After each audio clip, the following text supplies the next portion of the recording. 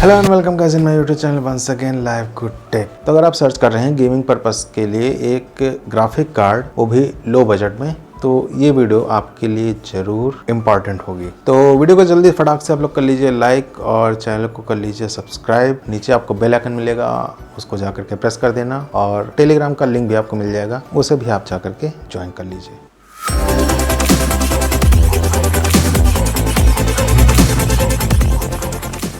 दोस्तों, एक graphic card को कैसे सेलेक्ट करते हैं और कैसे पहचानेंगे कि ये हमारे गेम को प्ले कर पाएगा या नहीं कर पाएगा। दोस्तों, नॉर्मली क्या होता है कि जब हम लोग ग्राफिक कार्ड को सर्च करने जाते हैं तो बहुत से लोग सिर्फ ये देखते हैं कि 2 GB का ग्राफिक कार्ड ले लो, 4 GB का ले लो तो और अच्छा चलेगा, 8 GB का ले लो तो और बढ़िया चलेगा। लेकिन दोस्तों, यहाँ पर जो सारा खेल होता है ग्राफिक कार्ड में, वो 2 GB 4 GB उसकी मेमोरी का कोई मतलब ही नहीं है। जो ग्राफिक कार्ड का मेन फंक्शन होता है वो होता है उसके GPU क्लॉक और इंजन क्लॉक। ये दोनों चीजों पर ही डिपेंड होता है एक ग्राफिक कार्ड का पूरा परफॉर्मेंस। तो यहाँ मैं आपको 3 अलग अलग तरीके के ग्राफिक कार्ड दिखाने वाला हूँ। एक्चुअल में ये तीनों ही थोड़ा सा लो बजट वाले ग्राफिक कार्ड हैं, एक बिगिनर के लिए या फिर एक एंट्री लेवल के ग्राफिक कार्ड इसको बोल सकते हैं। सो गाइस, हमारे पास जो सबसे पहला ग्राफिक कार्ड है ये है आसस कंपनी का 210 GT 210 मॉडल, और ये 1 GB का ग्राफिक कार्ड है। अब दोस्तों देखिए, इस तरीके के ग्राफिक कार्ड को एक्चुअल में ग्राफिक कार्ड बोलना गलत होगा, क्योंकि इनका नाम तो सिर्फ ग्राफिक कार्ड है, बट एक्चुअल में इनको हम लोग मीडिया कार्ड ही बोल सकते हैं, क्योंकि ये आपके गेमिंग में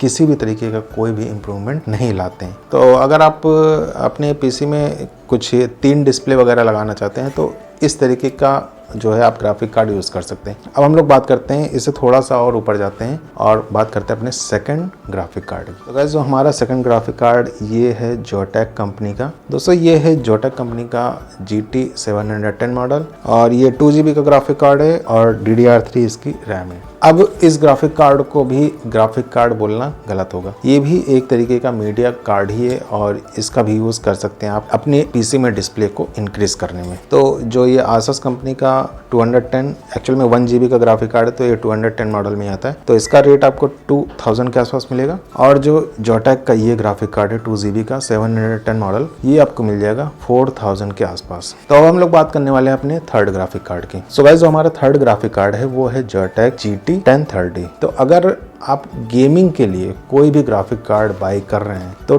1030 से नीचे का कोई भी ग्राफिक कार्ड आपको नहीं बाई करना है। तो सबसे पहले तो हम लोग करने वाले अपने इस जोटेक के ग्राफिक कार्ड का अनबॉक्सिंग, और अनबॉक्सिंग करने के बाद हम लोग इसमें कुछ गेम प्ले वगैरह भी करके देखेंगे। सो गाइस, जोटेक कंपनी की तरफ से आने वाला जो ग्राफिक कार्ड है ये 2 GB का ग्राफिक कार्ड है, और ये DDR5 रैम पे वर्क करता है। यहाँ पर इसका जो मॉडल नंबर दिया गया है वो GT 1030 है। यहाँ बैक साइड में आपको डिटेल और भी मिल जाएगी, तो आप यहाँ पर वीडियो पॉज करके इसको रीड कर सकते हैं। यहाँ फ्रंट साइड में इसकी वारंटी के बारे में थोड़ा सा डिटेल दिया गया है। 3 ईयर की यहाँ वारंटी आपको मिल जाती है, और 2 ईयर की वारंटी आप यहाँ पर एक्सटेंड कर सकते हैं इनकी ऑफिशियल साइट पे जाकर के। यहाँ अगर बॉक्स को हम लोग ओपन करते हैं तो सबसे पहले हमें मिल जाता है एक यूज़र मैनुअल गाइड, जहाँ पर आपको इसके इंस्टॉलेशन से रिलेटेड डिटेल मिल जाती है, और जो वारंटी वगैरह कैसे करानी है एक्सटेंड, वो चीज़ मिल जाता है। एक आपको यहाँ पर ड्राइवर की DVD या फिर CD जो भी कह सकते हैं वो मिलती है। जो हमारा मिनी CPU होता है वहाँ पर इसको माउंट करने के लिए ये तरीके के क्लिप यूज़ में आती है।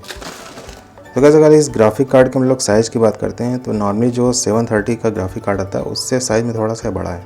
तो ये मेरा जो DDR5 का ग्राफिक कार्ड है 1030, और ये जो हमारा ग्राफिक कार्ड है DDR3 710, ये भी 2 GB का है, ये भी 2 GB का है। लेकिन यहाँ पर आप दोनों के साइज़ में डिफरेंस देख लीजिए, बहुत ज़्यादा डिफरेंस है। यहाँ पर आपको ये हीट सिंक मिल जाता है, और ये जोटेक का एक यहाँ पर फैन लगा हुआ है। तो अगर आपके मॉनिटर में HDMI का ऑप्शन नहीं है, केवल VGA का है, तो यहाँ पर आपको एक कनेक्टर की जरूरत पड़ेगी, HDMI to VGA, या फिर यहाँ पर DVI to VGA का भी आपको कनेक्टर मिल जाता है, कोई भी आप यूज़ कर सकते हैं। तो गाइस, ये एक तरीके की हार्डवेयर है, तो इसके बारे में ज़्यादा डिटेल देना सही नहीं है। मैं आपको अब इसकी कुछ टेक्निकल जो पॉइंट्स हैं वो चीज़ बता देता हूँ, जो कि आपके लिए एक इम्पॉर्टेंट होगा। तो सबसे पहली चीज़ तो गाइस, ये एक DDR5 VRAM है, ये सपोर्टेड है 2nd जनरेशन के जो प्रोसेसर है वहाँ से लेकर के 9th जनरेशन के प्रोसेसर तक। तो आपके पास ऐसा अगर कोई भी मदरबोर्ड है जो कि इस रेंज के CPU को सपोर्ट करता है तो वहाँ पर आप इसको लगा सकते हैं। अब सबसे मेन चीज़ आती है दोस्तों, वो ये है कि किसी भी ग्राफिक कार्ड को चूज़ करते समय आपको ध्यान में ये रखना होता है कि उसकी जो GPU क्लॉक की फ्रिक्वेंसी है वो कितनी होती है। सो गाइस, यहाँ पर मेरे पास इसके साथ एक ग्राफिक कार्ड ये है, ये भी जोटेक कंपनी का है, और एक ग्राफिक कार्ड ये है, ये आसस कंपनी का है। तो यहाँ पर 3 तरीके मेरे पास ग्राफिक कार्ड हैं। पहला जो ये वाला ग्राफिक कार्ड है, ये 1 GB का ग्राफिक कार्ड है और इसका मॉडल है 210। जो हमारा 210 ग्राफिक कार्ड होता है, इसकी GPU क्लॉक की फ्रिक्वेंसी होती है वो अप्रॉक्सीमेटली 500 मेगाहर्ट्ज के आसपास होती है। वहीं अगर हम लोग इस ग्राफिक कार्ड की बात करते हैं तो ये ग्राफिक कार्ड ज़्यादातर लोग इसे यूज़ करते हैं जो बिगनर होते हैं गेम वगैरह खेलने के। इसका मॉडल है 710। अगर इस ग्राफिक कार्ड के GPU क्लॉक फ्रिक्वेंसी की बात करते हैं तो ये अप्रॉक्सीमेटली मिलता है 900 मेगाहर्ट्ज के आसपास। वहीं अगर हम लोग इस GT 1030 ग्राफिक कार्ड की बात करते हैं, यहाँ पर जो आपको GPU क्लॉक फ्रिक्वेंसी मिलेगी वो अप्रॉक्सीमेटली 1400 के आसपास मिलेगी। तो 1400 to 1500 के आसपास मिल जाएगी। तो ये रही हमारी इस ग्राफिक कार्ड की कुछ जनरल डिटेल। अब हम लोग करने वाले हैं इस ग्राफिक कार्ड से कुछ हैवी गेम प्ले। तो वहाँ पर देखते हैं ओवरऑल इस ग्राफिक कार्ड का क्या परफॉर्मेंस होने वाला है। सो गाइस, यहाँ पर जो हमारा सबसे पहला गेम प्ले है वो है एसेंस क्रीड 3 और ये जो मैं अभी गेम प्ले कर रहा हूँ ये नॉर्मल सेटिंग पर है। रेजोल्यूशन इसकी फुल की हुई है मैंने। और इसके साथ हम लोग देख लेते हैं अब यहाँ पर इसकी सेटिंग वगैरह जा करके।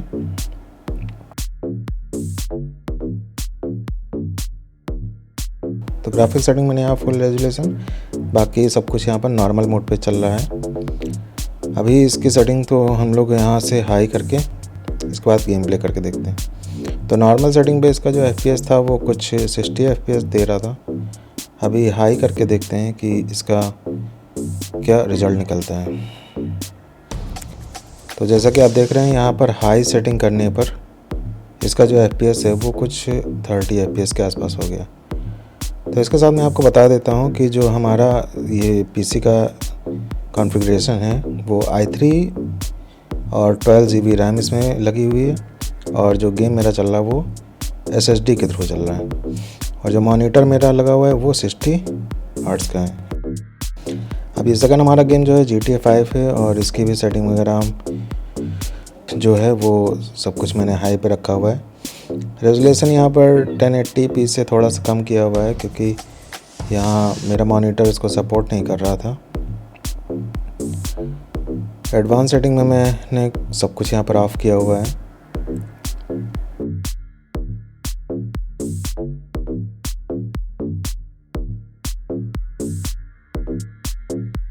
तो यहाँ GTA 5 की भी अगर हम लोग FPS देखते हैं तो ये कुछ 60+ FPS दे रहा है।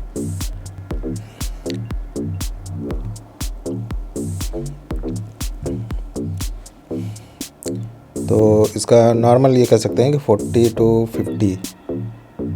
50 ऐसे इसका FPS GTA 5 का है।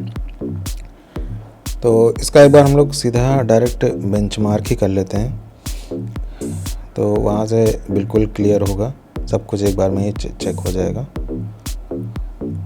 तो यहाँ से जा कर के इसका बेंचमार्क कर लेते हैं। तो अभी आप यहाँ पर इसके FPS वगैरह देख सकते हैं। सो गाइस, मैंने यहाँ पर गेम का स्क्रीन कैप्चर नहीं किया क्योंकि जो हमारा सिस्टम का रिक्वायरमेंट है वो बहुत ही कम है। तो एक चीज़ ये भी है कि अगर आप इस ग्राफिक कार्ड के थ्रू लाइव स्ट्रीमिंग वगैरह करते हैं तो आप नहीं कर पाएंगे। तो मैंने एक बार इसको ट्राई किया स्क्रीन रिकॉर्डिंग के थ्रू इस गेम प्ले को दिखाने के लिए, लेकिन गेमिंग परफॉर्मेंस जो है वो काफ़ी ज़्यादा लो हो रहा था, इसलिए मैंने जो है इसको कैमरे के थ्रू शूट किया हुआ है। फ़िलहाल यहाँ पर जैसा भी गेम प्ले चल रहा है मैं खुद ही आपको बता दे रहा हूँ बोल करके।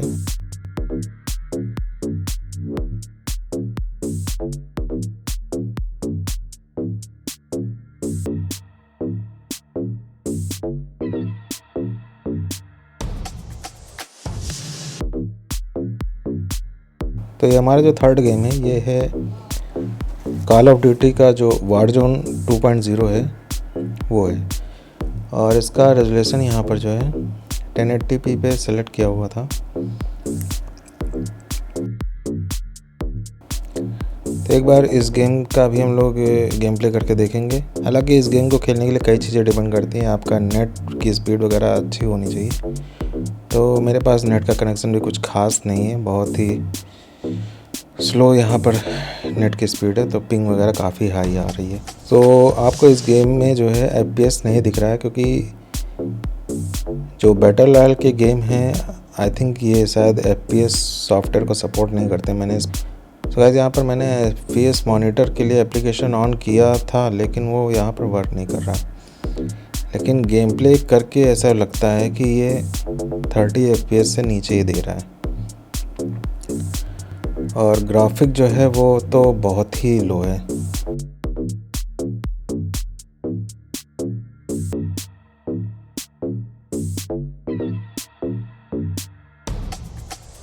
तो अगर आप वारजोन गेम प्ले करते हैं इस ग्राफिक कार्ड से, तो मेरे हिसाब से तो आप इसमें गेम प्ले इसका नहीं कर पाएंगे, क्योंकि इसकी ग्राफिक भी बहुत ही लो है और ये थोड़ा सा FPS भी इसका काफ़ी कम है, 30 FPS से कम है। और वैसे भी बैटल रॉयल के लिए अच्छा खासा FPS 60+ FPS तो होना ही चाहिए। तो ये रहे हमारे कुछ गेम प्ले। तो इसका जो GPU क्लॉक है वो 1400 के आसपास है, और इसमें आपको फैसिलिटी मिल जाती है ओवरक्लॉकिंग की। तो आप इस ग्राफिक कार्ड के GPU क्लॉक को 1400 मेगाहर्ट्ज से 1600 मेगाहर्ट्ज तक ओवरक्लॉक कर सकते हैं। तो दोस्तों फाइनली मैंने इस ग्राफिक कार्ड पर 4 से 5 गेम को गेम प्ले करके देखा हुआ है, और इनका जो परफॉर्मेंस था वो एक्चुअल में ठीक है। एंट्री लेवल का एक ग्राफिक कार्ड इसको बोल सकते हैं। इस प्रोडक्ट का जो है बाय लिंक आपको नीचे डिस्क्रिप्शन में मिल जाएगा, आप वहाँ से जा करके इसको बाय कर सकते हैं। तो गाइस मिलते हैं आपसे नेक्स्ट वीडियो में, तब तक के लिए bye bye, have a nice day, take care.